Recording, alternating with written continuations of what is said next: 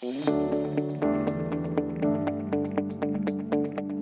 we're looking to the future as group creative directors, what does it look like as we're integrating AI? Oh, we love this question. Yeah. It's so different between what your experience and my experience, I would say. I can speak to it from like an art standpoint is, man, embrace it. There's never, I'm telling you, like the first time that I started working with Gen AI, I was like drunk on power because it was the first time that I was able to express exactly what I was thinking with the speed that I needed to express it.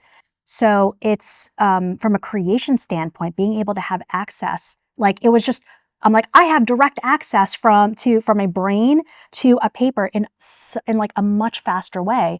That means that meant that like when, creative reads are pretty tight turnarounds. I don't know if you know this in healthcare advertising, but they're pretty quick.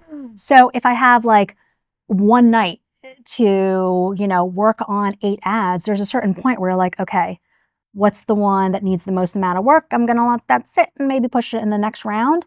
So you really have to choose between what you're going to put forward. Now with Gen AI, I can visualize a lot faster, with the exception of spend the time in expressing your ideas. But like, man, Gen AI does not replace quality work. It does not replace real finalized art. And that's where you really need to like stick to the process, and bring in the experts. Like production value. Yeah. Because that's where like, if Yeah. I think that there's this fear that that AI is going to replace a lot of the way that we execute work. And it can't possibly, like, you can't allow it to become the creative director in the room and replace craft when, there's a whole industry of people who can just do incredibly beautiful work. But yeah, it's made me a better art director, because when I'm like, okay, I want that to look like a, Wes Anderson film. Now I'm like researching, I'm like, what kind of film does he use? What are the techniques that he used? So it's made me a better art director in how I'm able to like, explain an idea and bring it to life. Because it requires you to be a master prompt engineer. Yeah. And so the vocabulary behind what you're looking for becomes like hyper specific to prompt our way to it. I will say though, like, I don't want to be a prompt engineer. Mhm. I'm a writer and I want to be a writer. And I don't think ChatGPT is necessarily a good copywriter. Like, I wouldn't hire ChatGPT for the job.